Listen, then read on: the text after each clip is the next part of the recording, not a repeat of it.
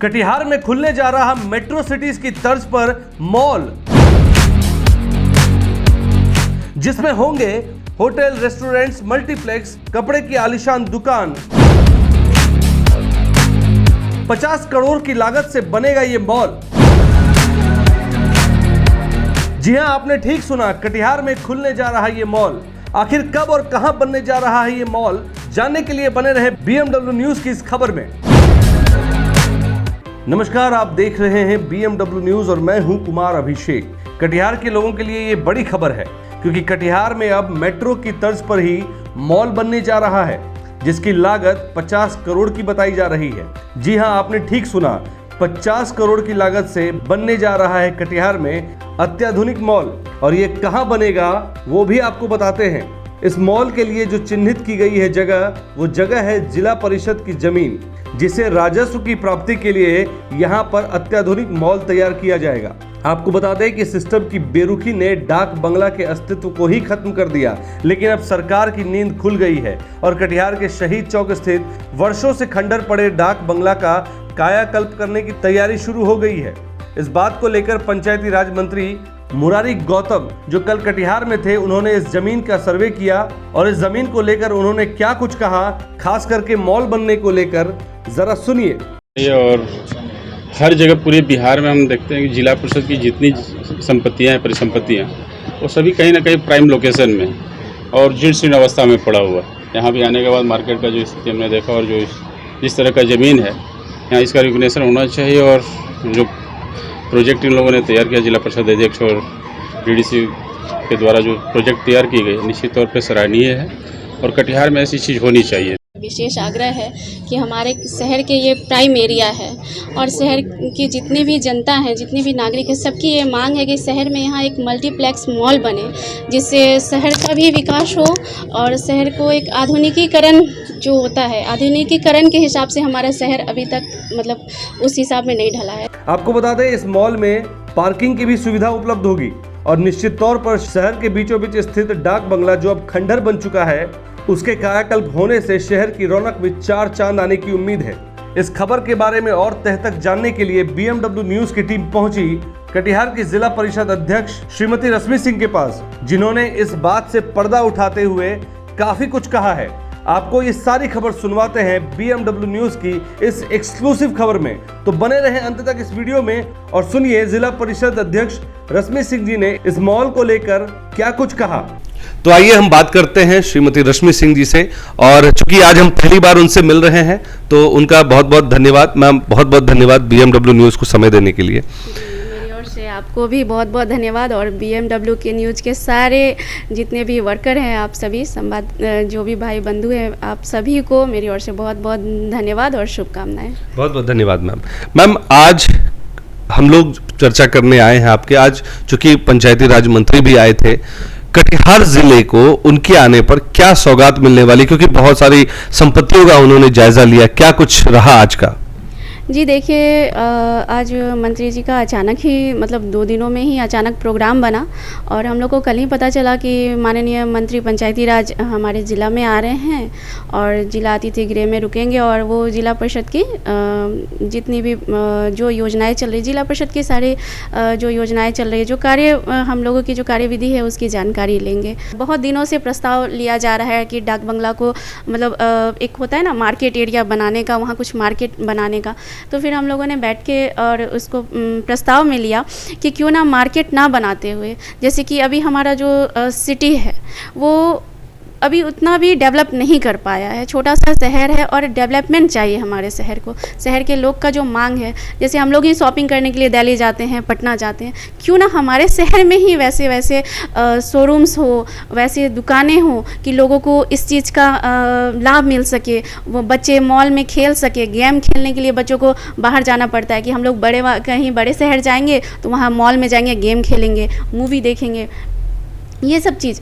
तो हम लोगों ने सोचा क्यों ना ये सब चीज़ हमारे शहर में ही एक जगह कर दिया जाए, और एरिया भी काफ़ी बड़ा है, बहुत ज़्यादा जगह ज़मीन है वहाँ पे। तो हम लोगों ने सोचा कि वहाँ पे एक मल्टीप्लेक्स मॉल का प्रस्ताव रखते हैं, और मल्टीप्लेक्स मॉल के लिए हम लोगों ने ये किया, प्रस्ताव लिया।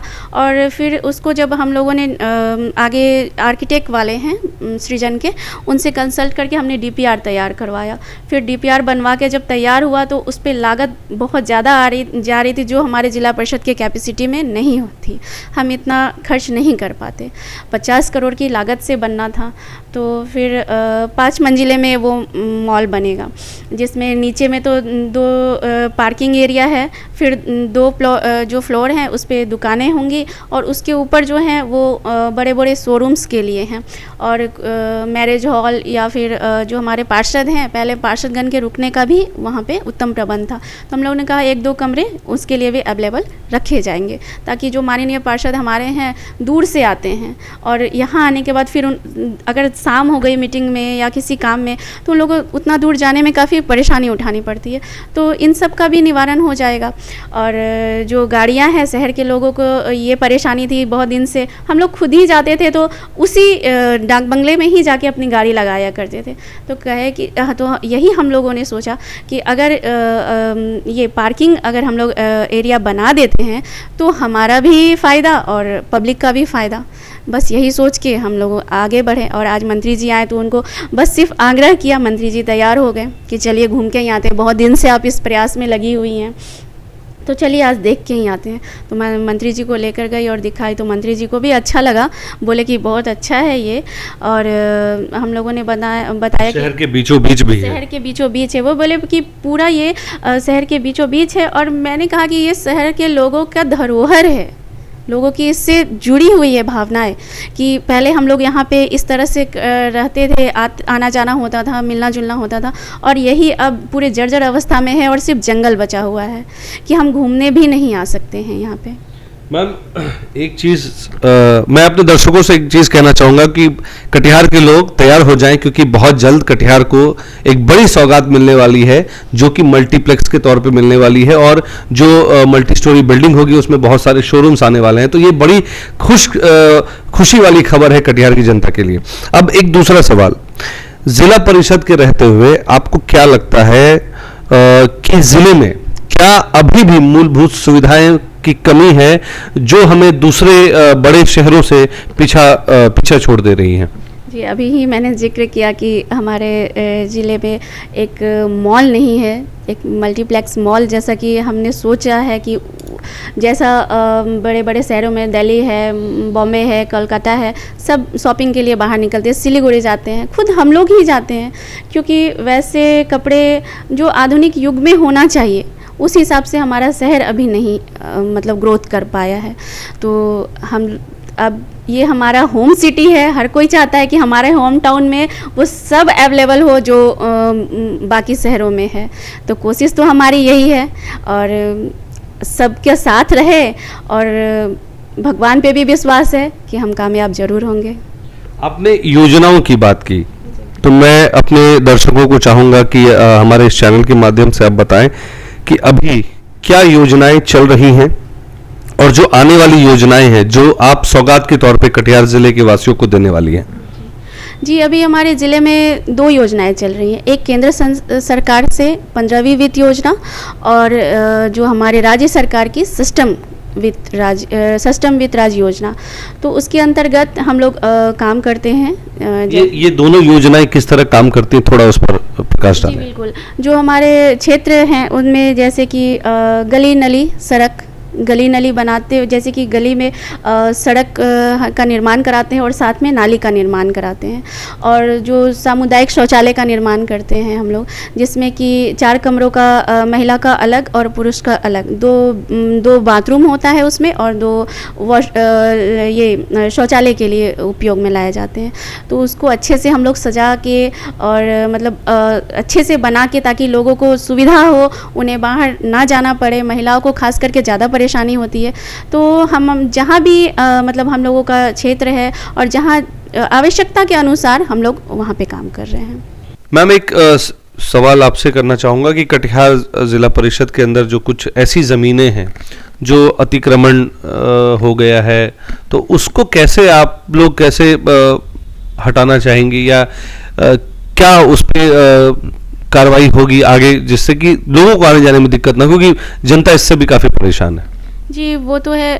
हमारा जो जिला परिषद के अधीन आता है दुर्गा स्थान चौक से लेकर चंद्रमा चौक तक, और वो पूरा इंक्रोचमेंट है उस पर, और हम लोगों ने सोचा है कि उस पर कटरा का नवनिर्माण किया जाए, ताकि जो वो वहाँ जो दुकानें बनी हैं वो भी सुसज्जित मतलब दिखेंगी, और हमारा मंदिर का भी एक सौंदर्यीकरण बढ़ेगा, और हम लोगों को रेवेन्यू भी आएगा, क्योंकि उससे हम लोगों को कोई मतलब जिला परिषद का जो आय का स्रोत है वो अभी उतना नहीं है जितना शहरी क्षेत्र में हमारी जो जिला परिषद की ज़मीनें हैं उससे हमें उतनी आय नहीं आ रही है कि हम कुछ अपने स्तर से भी कर पाएँ। तो लोगों को तो रोजगार भी फिर इससे मिलेगा? जी जी बिल्कुल, अगर वो दुकानें बनेंगी तो दुकान में लोग आएंगे, और उस पे जो काम होंगी, कटरा का निर्माण किया जाएगा तो लोगों को उससे भी काम मिलेगा। तो मैम, ये जो कटरे का जो निर्माण होता है उसको कटरा बन जाने के बाद कैसे आवंटित कैसे किया जाता है? देखिए, जिला परिषद एक बोर्ड है, उसमें हम सभी मेंबर हैं, हम लोग एक बैठ के आपस में ये प्रस्ताव लेते हैं कि इसका ऑक्शन किया जाए, विज्ञापन निकाला जाता है, इसका ऑक्शन किया जाता है, जो ज़्यादा रेट में देते हैं बिडिंग की बात जी जी जी वो बोली लगाई जाती है, इसके बाद हम लोग उनको आवंटित करते हैं। तो इसमें एक चीज़ जानने की ज़रूरत है हमारे दर्शकों को कि जो बिडिंग होती है, क्या उसमें मूल्यांकन किया जाता है कि कौन उस तरह के लोग हैं, या क्योंकि देखिए जब बिडिंग होगी तो जो पैसे वाले होंगे उनको तो मिल जाएगा, लेकिन जब रोजगार की बात आती है तो ऐसे लोगों को भी मिलना चाहिए जो उस तरह से सक्षम नहीं, उसके लिए क्या होता है? जी, उसके लिए हमने कहा ना, हम एक बोर्ड गठित की जाती है और हम लोग सब बैठ के वहाँ पे निर्णय लेते हैं कि किनको दिया जाए, क्योंकि सबके जो आवेदन है वो हमारे पास आते हैं, और हम उन आवेदन को मतलब अच्छे से देखते हैं और समझते हैं कि ये किनको देने के लायक है, और बोर्ड में ही इसका निर्णय लिया जाता है। और हम लोग इसके बाद, अभी तक तो मेरे सामने तो ऐसा कुछ हुआ नहीं है, लेकिन जहाँ तक मुझे पता है कि इस तरह से ही किया जाएगा। एक आखिरी सवाल आपसे करूंगा, आप एक राजनीतिक फैमिली से आती हैं, आपके फादर इन लॉ जो है वो पूर्व में मुखिया भी रह चुके हैं, अभी वो ऐसा कोई काम जिसको लगे कि हाँ मेरे जो ससुर जी हैं उनसे मुझे ये प्रेरणा मिली और मैं ये काम करने जा रही हूँ, तो एक तरह से उनको आप डिवोट कर रही हैं कि ये चीज़ें जो है मैं उनके लिए उनके कर कमलों द्वारा कर रहा हूँ, या उनको देखते हुए ये ज़ील आया मुझे कि मुझे ये करना है? जी, देखिए, फादर इन लॉ को जब से मैं शादी करके इस घर में आई हूँ, फादर इन लॉ को समाज सेवा करते ही देखा है। हमेशा उन्हें जिस समय मैं आई थी वो उस समय मुखिया थे, अभी वो मुखिया ना होते हुए सिर्फ एक समाज सेवक है, और मेरे लिए मेरे गॉड फादर है, मेरे अच्छे सपोर्टर है। हर जगह मुझे वो पूरी तरह से सपोर्ट करते हैं, पूरी मजबूती के साथ मेरे साथ खड़े रहते हैं, और उनके ही मार्गदर्शन से आज मैं इस जगह पे हूँ, उनके प्रयास से। और उनका जो समाज सेवा का भाव है, आज भी वो मुखिया के पद पे नहीं है, फिर भी मतलब लोगों की इतनी भीड़ हमारे यहाँ हमारे दरवाजे पे हमेशा लगी रहती है कि वो लोगों का पंचायती करना, सब करना, और साथ में वो मुझे भी बिठाते हैं कि तुम भी सीखो, आगे ये सब आपको भी करना है। तो वो जो उनका जो राजनीति ऐसा उनका कौन सा एक काम है जिसको आपको लगता है कि करने के बाद वो सबसे ज़्यादा आपको इंस्पायर करेगा? जी, उनका ये समाज सेवा का जो भाव है, क्योंकि वो सबको एक बराबर देखते हैं, किसी भी ऐसा वर्ग नहीं है कि हाँ उनको पहले और इसके बाद किसी को बाद में, ऐसा उनकी ऐसी कोई भावना नहीं है। वो सबके लिए समान है, सबसे मिलते हैं, सबको समय देते हैं, और हमेशा देखिए तो क्षेत्र में ही रहते हैं और लोगों से मिलना जुलना हर चीज़। आज भी ऐसा नहीं है कि हाँ इस पद पे हैं तो हम ज़िले में ही देखें, ज़िले का ही काम करें, अपने पंचायत को छोड़ दें, ऐसा कुछ नहीं है। वो आज भी उनका लोगों से काफ़ी जुड़ाव है, और ये सब देख के मुझे यही समझ में आता है कि इनके पद चिन्हों पे भी मैं चल के इनके तरह ही सफल और एक अच्छी नेत्री बन पाऊँगी। बहुत बहुत धन्यवाद रश्मि जी का। और मैं अपने दर्शकों से कहना चाहूँगा दोबारा से कि कटिहार ज़िले में जो ज़िला परिषद की जो अध्यक्षा हैं श्रीमती रश्मि सिंह जी, उन्होंने बहुत बारीकी से उन चीज़ों को बताया जो कटिहार में आने वाले समय में होने जा रहा है। जैसे हमने बात की अतिक्रमण के लिए, जो कटिहार में दुर्गा स्थान चौक से चंद्रमा चौक तक की बात कही, हरदयाल चौक की भी बात कही, तो ऐसे जगहों को चिन्हित किया गया है और आने वाले समय में कटिहार को एक नया शहर बनाने में इन लोगों का हाथ है। तो मैं अपने दर्शकों से भी अपील करना चाहूँगा कि आप भी आगे आएं और आप भी इन जैसे लोगों का सहयोग करें, क्योंकि कटिहार सिर्फ आपका या हमारा नहीं, हम सबका है और इसके विकास में हम सबों को भागीदार बनना है। मैं कैमरा पर्सन रंजीत के साथ कुमार अभिषेक, BMW न्यूज़, कटिहार। तमसोमा ज्योतिर्गमय गुरुकुल शिक्षा मंदिर संस्थान के साथ बनाए अपना भविष्य। रेगुलर और प्रोफेशनल कोर्सेज, सेकेंडरी और senior secondary courses, law, teachers training courses, pharmacy and nursing के साथ पैरामेडिकल में डायरेक्ट एडमिशन पाए। वेबसाइट विजिट करें या दिए गए नंबर पर कॉल करें। हमारा पता है गुरुकुल शिक्षा मंदिर संस्थान, कल्याण चौक, DS कॉलेज रोड, कटिहार। हमारा वीडियो अगर आपको अच्छा लगा हो तो आप हमारे वीडियो को शेयर करें, लाइक करें, हमारे चैनल को सब्सक्राइब जरूर करें। धन्यवाद।